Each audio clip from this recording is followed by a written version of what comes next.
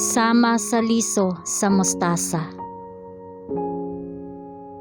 Mateo Kapitulo 13, versikulo 31 paingon sa 32. Ang gingharian sa langit sama sa usa ka lugas sa mustasa, nga sa pagkamatuod mao ang labing jutay sa tanang mga binhi, apan sa mutubo na labi pang dako kaysa mga utanon, ug mahimo nga usa ka kahoy.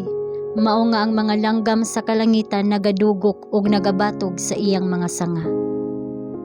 Ang pinakagamay nga liso motubo pinaagi sa pagbuklad sa prinsipyo sa kinabuhi nga gitisok sa Dios. Ang pag-uswag niini wala magdepende sa gahom sa tawo. Mausab ang gingharian ni Kristo kini usa ka bag-ong binuhat. Ang mga prinsipyo sa kalambuan niini sukwahi niadtong nagmando sa mga gingharian niining kalibutana. Ang yutan-ong mga kagamhanan mudaog pinaagi sa pisikal nga puwersa. Sila nagpadayon sa ilang kamanduan pinaagi sa gubat.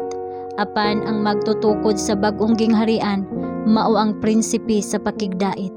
Si Kristo nagtanom og prinsipyo pinaagi sa pagtisok sa kamatuoran ug pagkamatarong. Iyang gikontra ang kasaypanan ug sala. Ang gingharian ni Kristo sa sinugdanan niini daw mapainobsanon ug walay hinungdan. Kung itandi sa yutan-ong mga gingharian, kini nagpakita nga labing ubos sa tanan. Pinaagi sa mga magmamando niining kalibutana, ang pag-angkon ni Kristo nga usa ka hari gibiay-biay. Apan diha sa gamhanang mga kamatuoran nga gitugyan ngadto sa iyang mga sumusunod, ang gingharian sa ebanghelyo adunay usa ka Diosnon nga kinabuhi. Ug unsa kapaspas ang pagtubo niini, unsa kakaylap ang impluwensya niini. Sa dihang gisulti ni Kristo kini nga sambingay, adunay pipila lamang ka mga yano nga mga tawo sa Galilea nga nagrepresentar sa bag-ong gingharian. Apan ang liso sa mustasa motubo ug mokaylap sa iyang mga sanga sa tibuok kalibutan. Sa diha nga ang yutan-ong mga gingharian kansang himaya mipuno sa mga kasing-kasing sa mga tawo mahanaw, ang gingharian ni Kristo magpabilin usa ka gamhanan ug mokaylap nga gahom. Busa ang buhat sa grasya sa kasing-kasing gamay ra sa sinugdanan niini.